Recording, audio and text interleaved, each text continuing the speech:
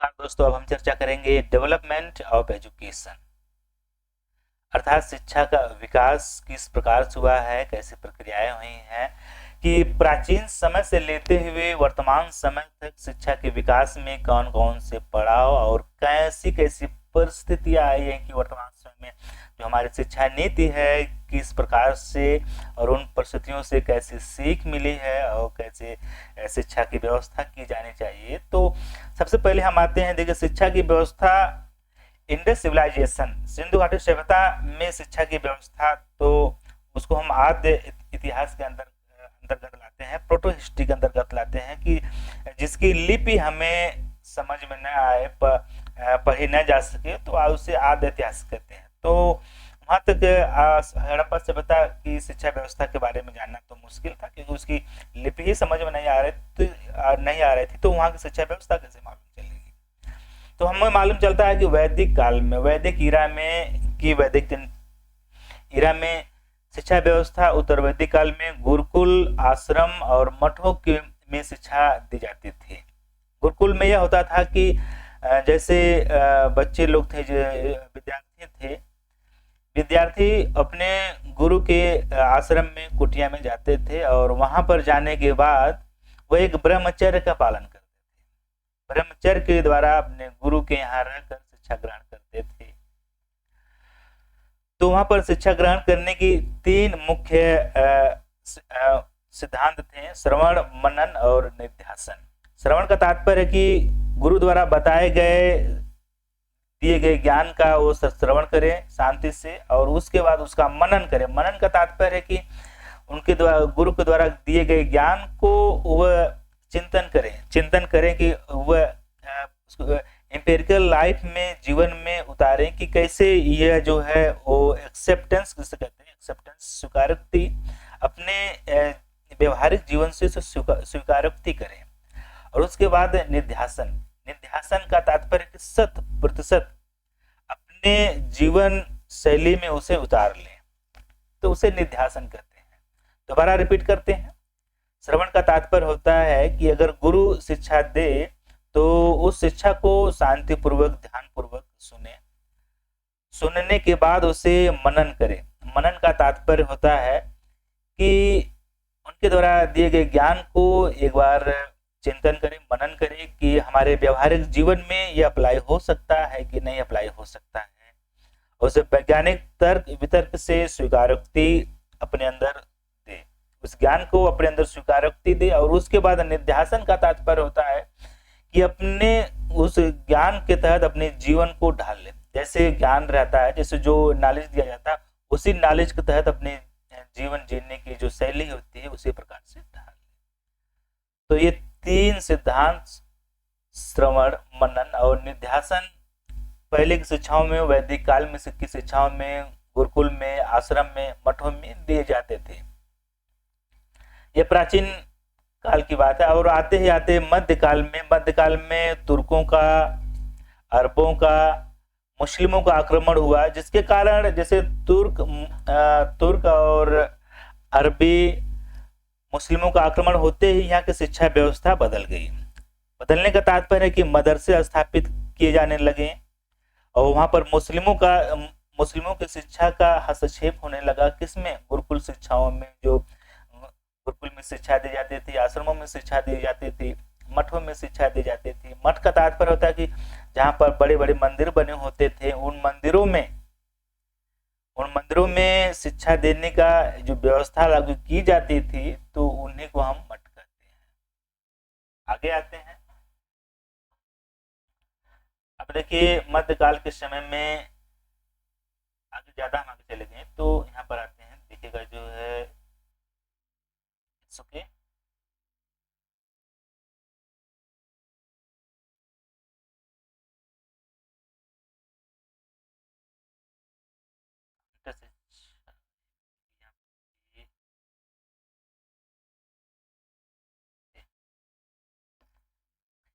मध्यकाल में अरबों को, तुर्कों और मुस्लिमों के आक्रमण की वजह से हमारी शिक्षा व्यवस्था में हस्तक्षेप हुआ।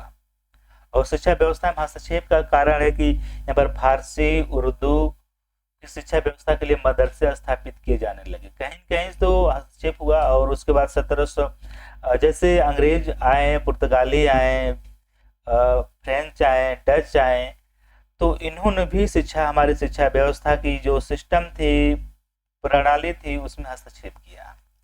उसके बाद 1781 में अंग्रेजों ने अपनी शिक्षा व्यवस्था में स्थापित करने के लिए वारेन हेस्टिंग्स सबसे पहले मदरसे की स्थापना करता है मुस्लिमों की शिक्षा के लिए, कि मुस्लिमों की शिक्षा व्यवस्था को बढ़ावा दिया जाए, जिससे कारण मुस्लिम हमारे शासन व्यवस्था में पार्टिसिपेट करें और शासन व्यवस्था में मुस्लिमों की साहित्य क्या है और उनकी संस्कृति क्या है, उनकी भाषाएं क्या है, उन समझते हुए उन्हीं के आधार पर उनके अधिकारों को शासन किया जाए, जो अधिकारों के द्वारा उन पर शासन किया जाए। 1781 में वारेन हेस्टिंग के द्वारा दिया गया था। वारेन हेस्टिंग के द्वारा मदरसे कॉलेज की स्थापना की गई थी। उसके बाद 1791 में जोनाथन डंकन साहब आते हैं। 1791 में जोनाथन डंकन साहब आते हैं। जोनाथन डंकन साहब ने संस्कृत कॉलेज की स्थापना की बनारस में। यहाँ पर हम लिखते चलते हैं, 1781 में मदरसा कॉलेज की स्थापना की जाती है। मदरसा कॉलेज, और कौन करते हैं ये? वारेन हेस्टिंग्स करते हैं। वारेन हेस्टिंग्स, ठीक है। 1791 में जोनाथन डंकन साहब स्थापना करते हैं संस्कृत विश्वविद्यालय की।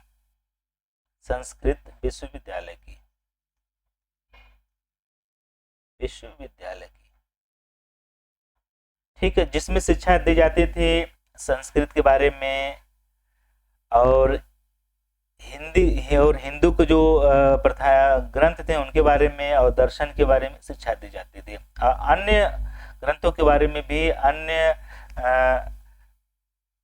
धर्मों के बारे में भी शिक्षा बहुत कुछ दी जाती थी। संस्कृत विश्वविद्यालय ये बनारस में स्थापित किया गया था। कहाँ पर? बनारस में।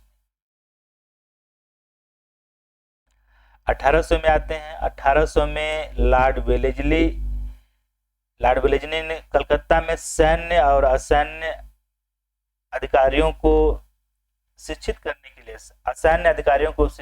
के लिए इन्होंने फोर्ट विलियम कॉलेज की स्थापना की, कि जो असैन्य अधिकारी हैं उनको शिक्षित करने के लिए शासन व्यवस्था में उनकी भागीदारी और सशक्त हो, बढ़िया तरीके से वो सशक्त शासन का बढ़िया तरीके से पार्टिसिपेट कर सकें, और उनका जो शासन है और उनके द्वारा जो पार्टिसिपेट किया जा रहा है तो कार्य सुचारू रूप से किया जा सके। इसको फोर्ट विलियम कॉलेज लिखते चलते हैं। फोर्ट विलियम कॉलेज को 1802 में बंद कर दिया जाता है। 1802 में बंद कर दिया जाता है। उसके बाद 1813 में आते हैं। 1813 में स्थानीय यहाँ पर कहा जाता है कि ब्रिटिश सरकार कहती है कि स्थानीय जो विद्वान हैं और आधुनिक विज्ञान के ज्ञान को बढ़ावा देने के लिए 1813 का चार्टर एक्ट आता है, कि स्थानीय विद्वानों और आधुनिक विज्ञान के ज्ञान को बढ़ावा देने के लिए 1813 में इन्होंने प्रयास किए कि इनको बढ़ावा दिया जाए। उसके बाद हम आगे चलते हैं। 1817 में विवाद हो जाता है, आंग्ल और प्राच्य विवाद होता है, जिसमें आंग्ल कहते हैं कि नहीं, शिक्षा की व्यवस्था अंग्रेजी होनी चाहिए, और प्राच्यवाद कहते हैं नहीं, शिक्षा की व्यवस्था प्राच्य जो भाषाएं हैं जैसे संस्कृत में होनी चाहिए, हिंदी में होनी चाहिए। और यहाँ पर जो आंग्ल थे, आंग्ल का कहना जो तर्क देना था कि देखिए, अगर हम शिक्षा की व्यवस्था अंग्रेजी में करते हैं या इंग्लिश में करते हैं तो रोजगारों का जो सृजन है वो अधिक मात्रा में होगा, जबकि ओरिएंटलिस्ट कहते हैं, प्राच्यवादी कहते हैं नहीं, हमारी भारतीय परंपरागत भाषाओं और साहित्य को समाप्त नहीं किया जा सकता, उसे आगे बढ़ाएंगे तो जिससे हमारी अलग पहचान और राष्ट्र का विकास होगा, इससे हमारा अस्तित्व बना रहेगा। तो ये तर्क देते थे, लेकिन दोनों तर्क निरर्थक साबित हुए और किसी की बात मानी नहीं गई। उसके बाद 1835 में लॉर्ड मैकाले आता है। लॉर्ड मैकाले का मैन्यूट कहते हैं, लॉर्ड मैकाले का मैन्यूट, जिसे मैकाले का स्मरण पत्र भी कहा जाता है। अब यहाँ पर इन्होंने शिक्षा व्यवस्था में भूकंप ही ला दिया। लॉर्ड मैकाले का कहना था कि देखिए, शिक्षा व्यवस्था, संपूर्ण शिक्षा व्यवस्था का जो माध्यम है वह अंग्रेजी होना चाहिए, जिसकी वजह से अगर अंग्रेजी में शिक्षा व्यवस्था दी जाएगी, जिसकी वजह से इन्होंने डाउन इनफिल्ट्रेशन थ्योरी का सिद्धांत दिया।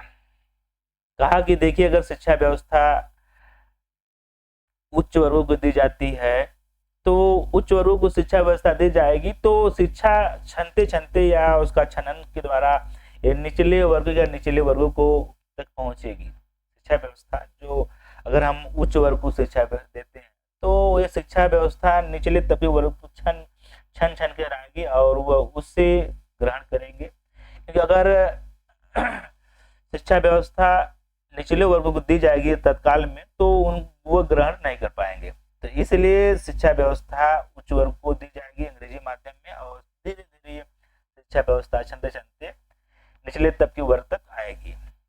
और इन्होंने यहाँ तक कि कहा कि देखिए, हम भारतीयों को ऐसा बनाना चाहते हैं कि भारतीय जो है रक्त और रूप और रंग और यहाँ तक कि ब्लड से भारतीय हो, लेकिन उनका जो टेस्ट हो, प्रवृत्ति हो, वो अंग्रेजी होनी चाहिए, उनका ज्ञान हो अंग्रेजी हो, क्योंकि इनसे हमारे शासन व्यवस्था में अधिक लाभ होने वाला था।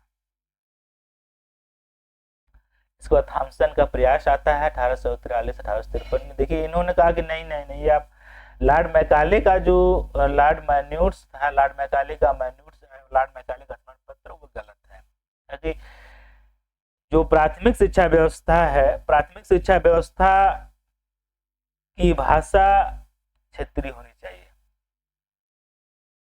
प्राथमिक शिक्षा की जो भाषा है वो क्षेत्रीय भाषा में होनी चाहिए, और उसके बाद माध्यमिक शिक्षा व्यवस्था और हायर एजुकेशन को अंग्रेजी माध्यम में दिया जाना चाहिए।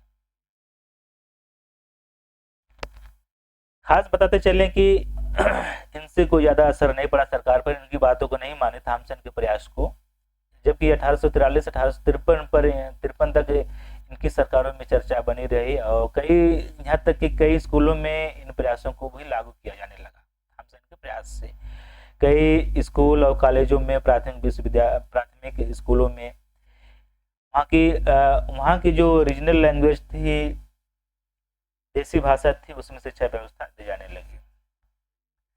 और इसके ही साथ ही आता है 1854 में चार्ल्स वुड डिस्पैच का। दिखाते चलते हैं आपको, जो है चार्ल्स वुड डिस्पैच का सिद्धांत आता है। देखिए, इन्होंने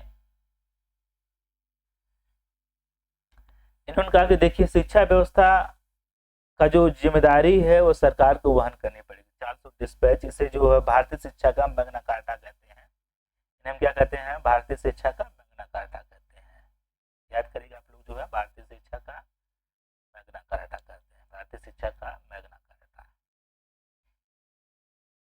क्या कहते हैं? भारतीय शिक्षा का मैग्ना कार्टा कहते हैं।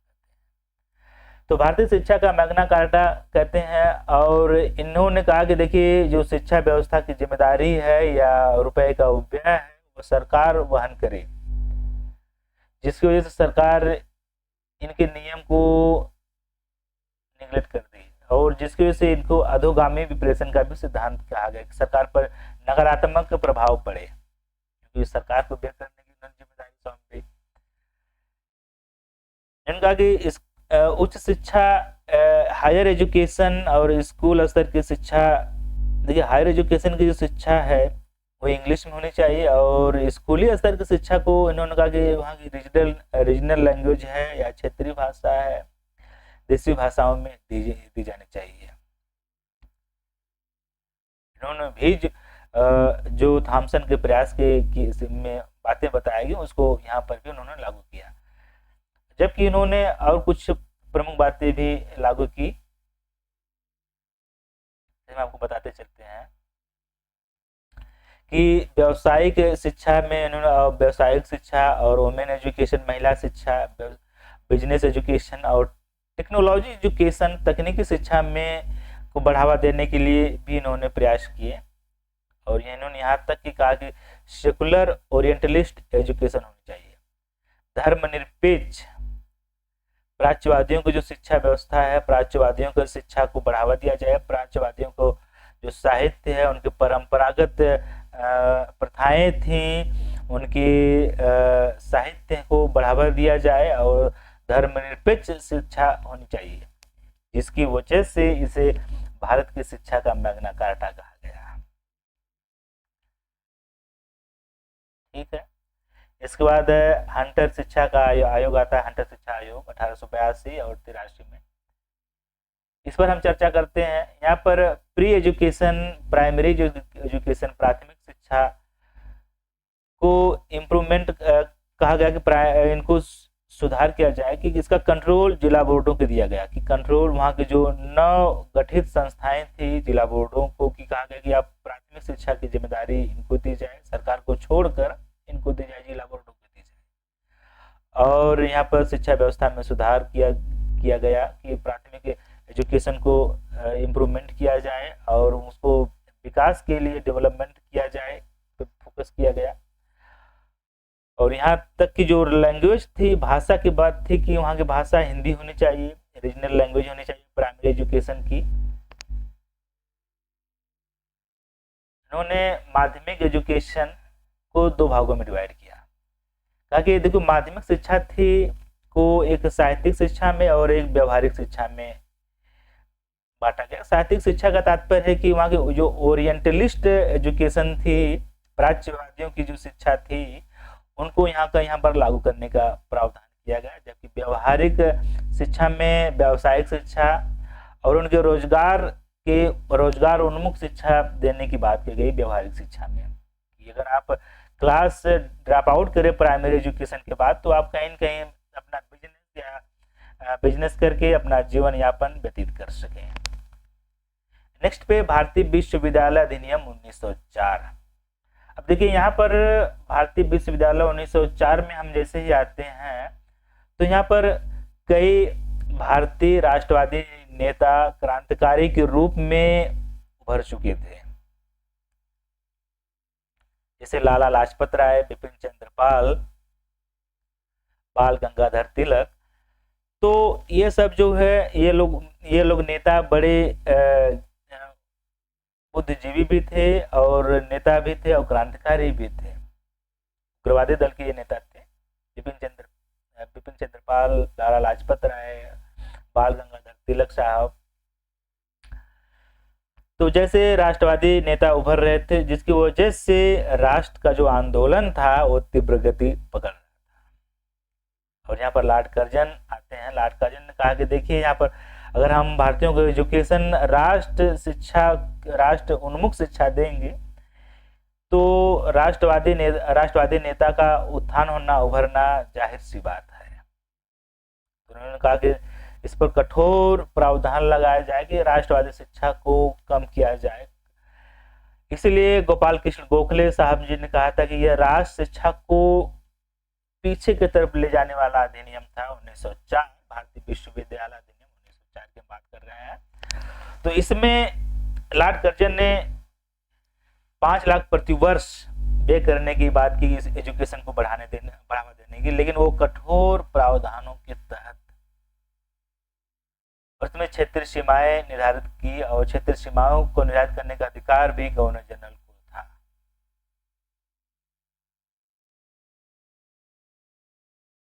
अभी गोपाल कृष्ण गोखले हैं, राष्ट्रीय शिक्षा को इन्होंने कहा कि राष्ट्रीय शिक्षा जो भारतीय विश्वविद्यालय अधिनियम 1904 है, यह राष्ट्रीय शिक्षा को नीचे की तरफ या पीछे की तरफ ले जा रहा है। एंड नेक्स्ट कदम पर हम आते हैं, नेक्स्ट टॉपिक पर आते हैं कि शिक्षा नीति पर सरकारी का प्रस्ताव क्या था।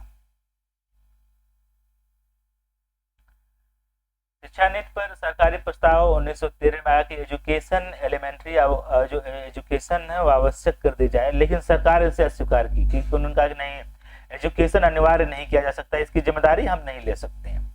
शिक्षा नीति पर प्रस्ताव 1913 में आया कि यहाँ पर लोगों का कहना था कि शिक्षा अनिवार्य की जाए, जबकि शिक्षा अनिवार्य की जिम्मेदारी सरकार ने स्वीकार नहीं की, और उसके बजाय अशिक्षा को दूर करने की जिम्मेदारी ब्रिटिश सरकार ने ली। निर्धन एवं पिछड़े वर्ग को भी निःशुल्क एवं प्रारंभिक शिक्षा की जिम्मेदारी की शुरुआत यहीं से शुरू होती है 1913 से। और उसके बाद हम आते हैं 1917 में। 1917 में सैडलर कमीशन, सैडलर विश्वविद्यालय आयोग आता है। यह 1919 तक रहता है। यहाँ पर कहा जाता है कि स्कूल शिक्षा 12 वर्ष तक की जाए। स्कूली शिक्षा की जो व्यवस्था है वह 12 वर्ष तक की जाएगी। 12 वर्ष तक बच्चे सिर्फ स्कूली शिक्षा लेंगे, और उसके पश्चात उच्चतर शिक्षा, माध्यमिक शिक्षा के पश्चात ली जाएगी। जो उच्चतर शिक्षा और माध्यमिक शिक्षा के पश्चात त्रिवर्षीय पाठ्यक्रम, जो वर्तमान समय में ग्रेजुएशन के नाम से जाना जाता है, सैडलर कमीशन में, सैडलर विश्वविद्यालय कमीशन में बात की गई थी। और उसके बाद हार्टुंग कमीशन आता है, हार्टुंग सब कमेटी आती है। हार्टुंग कमेटी ने कहा कि 1929 में आती है। तो अभी हम आगे चले गए, थोड़ा सा ऊपर जाते हैं, यहाँ पर आते हैं ये 1929 में। देखिए 1929 में हार्टुंग कमेटी आती है। इन्होंने कहा कि एजुकेशन इंस्टीट्यूशन, शिक्षण संस्थान की संस्थापना में वृद्धि की वजह से एजुकेशन, इतनी ज़्यादा एजुकेशन संस्थाएं बढ़ गई हैं, जिसकी वजह से शिक्षा की जो क्वालिटी है उसमें, गुणवत्ता में कमी आ रही है। वर्तमान समय में भी वही देखा जा रहा है कि शिक्षण संस्थान की वृद्धि इतना ज़्यादा हो गई है कि एजुकेशन की क्वालिटी में कमी देखने को मिल रही है। और समर्पित, यहाँ पर इसमें यहाँ तक ही कहा गया कि जो समर्पित विद्यार्थी हैं, उनको ही सिर्फ उच्चतर माध्यमिक शिक्षा में प्रवेश दिया जाए। अगर जो अपनी इच्छा के अनुसार 8वीं कक्षा के पश्चात स्कूल ड्रॉप आउट करते हैं तो उनको व्यावसायिक शिक्षा का प्रावधान किया जाए। देखिए यहाँ पर हार्टुंग कमेटी में शिक्षा व्यवस्था में अच्छा खासा प्रावधान किया गया था कि जो वर्तमान से जुड़ा हुआ था कि 20 वर्ष तक इनको एक अच्छा खासा शिक्षक के द्वारा शिक्षित बना दिया जाए, जो अपना जीवन यापन भली भांति कर सके। रोजगार के द्वारा, अगर रोजगार नहीं करना चाहते हैं तो कोई सरकारी सेवा में अपनी सेवाएं दे सकते हैं।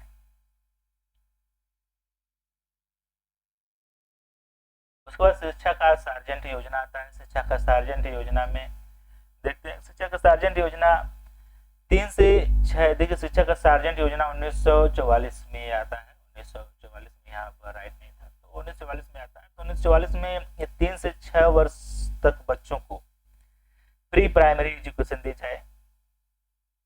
3 से 6 वर्षों तक शिक्षा। देखिए यही शिक्षा व्यवस्था वर्तमान समय की जो शिक्षा नीति है वहाँ पर भी लागू होता है। हम बताते चलेंगे आप सभी को कि 3 से 6 वर्ष तक प्री प्राइमरी एजुकेशन दी जाए और 6 से 11 वर्ष तक निःशुल्क, व्यापक और अनिवार्य शिक्षा दी जाए। 6 से 11 वर्षों तक निःशुल्क और अनिवार्य व्यापक शिक्षा दी जाए। 7 से 11 से 17 वर्ष तक हाई एजुकेशन की व्यवस्था की गई। और उसके बाद उच्चतर माध्यमिक शिक्षा में एकेडमिक एजुकेशन और टेक्नोलॉजी, तकनीकी एजुकेशन के बारे में भी बताया गया। 20 वर्ष, यहाँ पर कहा गया कि 20 वर्षों में इन्हें साक्षर बनाना की इनका उद्देश्य था कि 20 वर्षों तक साक्षर बनाने का जो उद्देश्य इनको सौंपा, 20 वर्षों तक शिक्षा सार्जेंट योजना का उद्देश्य था कि 20 वर्षों में इन्हें साक्षर बनाने की जिम्मेदारी है। और ये देखिए थोड़ा सा ये नीचे चला जा रहा है, तो अभी हम ऊपर करते हैं। ये देखिए यहाँ पर ठीक है कि 20 वर्षों में इन्हें साक्षर बनाया जाए। और उसके बाद राधा कृष्णन आयोग आता है 1948-1951 में यह प्रावधान किए गए कि pre university education,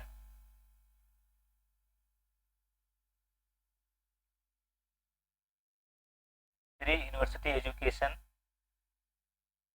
pre university 12 वर्ष तक की जाए। राधाकृष्णन आयोग 1948 से 51 तक ये आयोग कमीशन आता है। सबसे पहला आयोग कमीशन यही रहता है। तो इसमें प्री यूनिवर्सिटी 12 वर्ष तक की शिक्षा की व्यवस्था की जाती है कि कहने का तात्पर्य है कि प्राथमिक स्कूली शिक्षा 12 वर्ष तक और उच्च शिक्षा में 3 भाग डिवाइड किए गए। एक सामान्य शिक्षा होनी चाहिए, सरकारी शिक्षा होनी चाहिए और व्यावसायिक शिक्षा होनी चाहिए।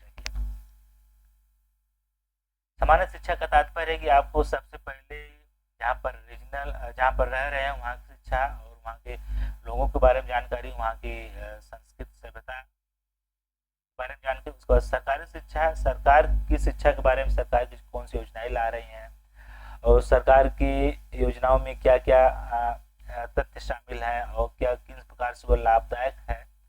व्यावसायिक शिक्षा ये रोजगार उन्मुख शिक्षा थी। इसके बाद कुठारी शिक्षा आयोग 1964 और 66 में लाया जाता है। 1966 में ये शिक्षा की कठोरता, इसमें शिक्षा की कठोरता, शिक्षा की कठोरता आलोचना की गई।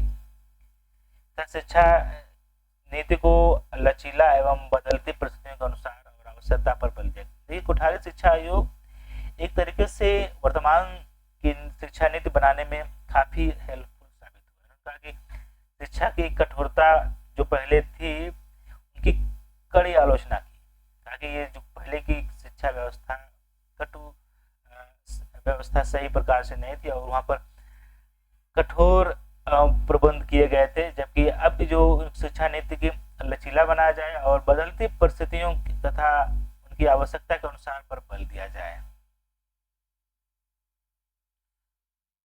और इन्होंने इन्हीं की सिफारिश के आधार पर हम बताते चले, और इन्हीं की सिफारिश के आधार पर यहाँ पर आ जाए हम, देखिए इन्हीं की सिफारिश के आधार पर राष्ट्रीय शिक्षा नीति 1968 आती है। इन्हीं की सिफारिश के आधार पर राष्ट्रीय शिक्षा नीति 1968 आती है, जो जिसमें 14 वर्ष तक बच्चों को निःशुल्क शिक्षा और अनिवार्य शिक्षा दी जाएगी और भाषा मातृभाषा होगी। और मातृभाषा में हिंदी में, इंग्लिश में, रीजनल लैंग्वेज में भी शिक्षा दी जाने की व्यवस्था की गई। जबकि राष्ट्रीय आय का जो व्यय था, राष्ट्रीय आय नेशनल इनकम का 6% शिक्षा पर व्यय किया जाए, 6% शिक्षा पर व्यय किया जाए। अध्यापकों के प्रशिक्षण की व्यवस्था का भी मानक तय किया गया कि अध्यापकों के प्रशिक्षण की व्यवस्था का, अध्यापक जो बच्चों की शिक्षा दे उनको भी एक मानक तय, स्टैंडर्ड तय किया जाए कि अब जब वो उस मानक को पूरा नहीं करेंगे तब तक आप शिक्षक नहीं बन पाएंगे। और सस्ती पुस्तकें भी यहाँ पर उपलब्ध कराई गई। कृषि और औद्योगिक शिक्षा का भी विकास पर फोकस किया गया। अर्थात कहने का तात्पर्य है मॉडर्न शिक्षा का एक आधारभूत ढांचा पेश किया। वर्तमान समय शिक्षा नीति का जो है आधारभूत ढांचा पेश किया और इसी के आधार पर कुठारी शिक्षा आयोग के सिफारिशों के आधार पर 1968 की शिक्षा नीति के आधार पर यह शिक्षा नीति 2020 की शिक्षा नीति कहीं कहीं समर्थित है और उसी के आधार पर लाई गई है। अब इसके बाद आगे चलते हैं। आगे देखिए नवीन शिक्षा नीति 1986 में भी आती है। अब देखिए नवीन शिक्षा नीति 1986 भी जो है में भी प्रोविजन जो 1968 में किए गए थे शिक्षा नीति, जबकि 1968 की शिक्षा नीति पर्याप्त व्यय न होने की वजह से जो है या रुपए की कमी होने की वजह से, उसमें सिचुएशन अच्छी न होने की वजह से वो शिक्षा नीति लागू नहीं हो पाई। नवीन शिक्षा नीति आई 1986 की, ये तो चलती रही 1986 की, और 1986 को पहली बार 2005 में संशोधित किया गया, जबकि 1992 में पहली एजुकेशन पॉलिसी को संशोधित किया गया था 1905। इसमें देखिए इसमें जो है 1968 वाली शिक्षा नीति का संशोधन किया गया था। शिक्षा नीति 1968 की संशोधित की, जबकि 2002 में 6 से 14 वर्षों को बच्चों के लिए जो निःशुल्क और अनिवार्य शिक्षा की व्यवस्था की गई थी, क्योंकि पहले 14 वर्षों के लिए थी, अब यहाँ पर 6 से 14 वर्ष की लिमिटेशन कर दिया गया। आगे आते हैं। आगे देखिए 2005 देखिए, हमने आपको बताया कि 2005 में 1986 शिक्षा नीति में अमेंडमेंट किया गया, जहां पर फार्मूला क्या था, 10+2 का फार्मूला था। इसकी जब 2020 से पहले जो शिक्षा नीति थी वह 1986 शिक्षा नीति के अनुसार 10+2 फार्मूले के अनुसार चलती थी। अर्थात आप जैसे आप हाई स्कूल को एग्जाम देंगे उसके बाद आप इंटर का एग्जाम देंगे और उसके बाद आप ग्रेजुएशन का एग्जाम देने के लिए प्रिपरेशन हो जाएगा, मतलब तैयार हो जाएंगे। और उसके बाद 2020 में नई राष्ट्रीय शिक्षा नीति आती है। कस्तूरी रंगन की अध्यक्षता में समिति के द्वारा यह नई राष्ट्रीय शिक्षा नीति का गठन किया जाता है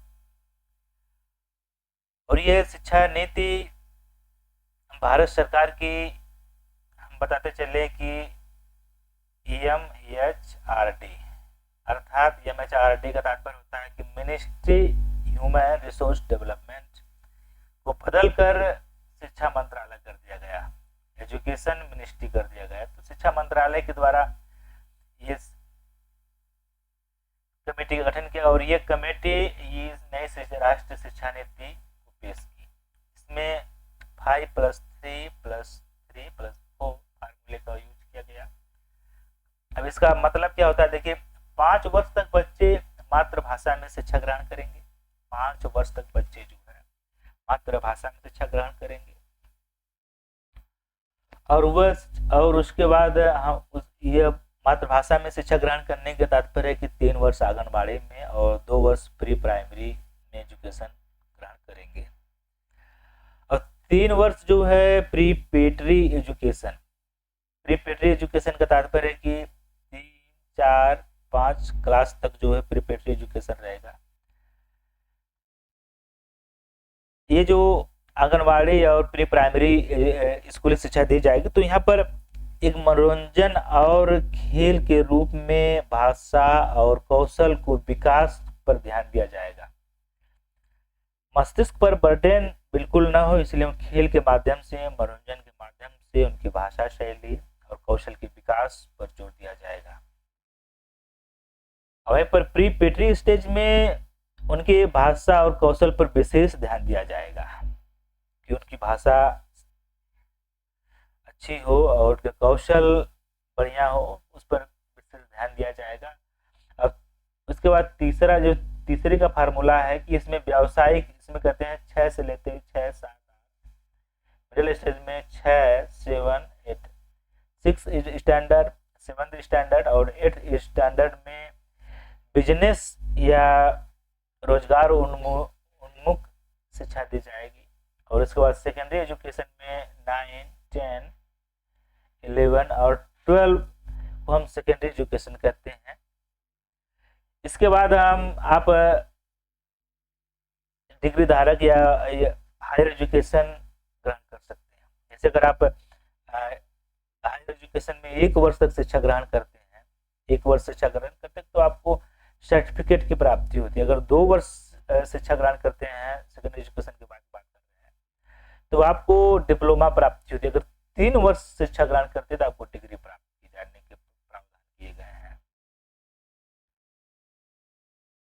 इनका उद्देश्य था कि 2030 तक ग्रास इनरोलमेंट रेशियो 100% हो और जीडीपी 6% की बात की गई। जीडीपी में 6% नेशनल इनकम व्यय करने की बात की गई थी।